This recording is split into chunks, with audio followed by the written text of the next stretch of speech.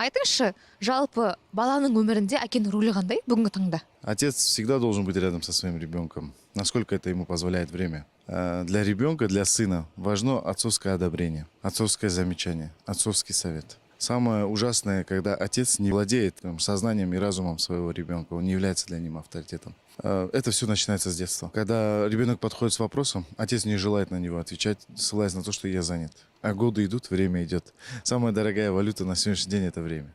И все складывается так, что ребенок себя чувствует ненужным. А затем уже он чувствует, что это не обязательно. И когда отец уже к старости сам, будучи потеряв всю энергию, приходит к сыну поговорить, убить свое время или еще что-то, он сталкивается ровно с таким же отношением, как и сам в свое время проявлял этому ребенку. У меня есть собственная школа Лезгинки Зазан.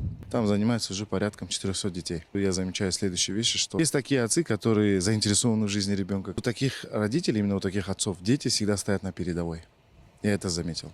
А те папы, которые дома продавливают ребенка, зачем тебе это надо? Этот ребенок всегда остается в себе неуверенным. И завтра, когда начинается какой-то новый проект или какой-то бизнес, какая-то, работа условно, этот ребенок не проявляет храбрости. Он задает себе вопрос, зачем мне это надо, это все равно не нужно. Допустим, брать пример моего отца, да? Мой отец всегда мне говорил: Салим, если ты в этой жизни кого-нибудь изнасилуешь, убьешь, украдешь по беспределу, я дам все деньги мира, чтобы тебя посадить в тюрьму. Но если ты спас, защитил честь девушки, матери, отстоял правду, я дам и продам все, что у меня есть, и включая свою жизнь, чтобы тебя вытащить.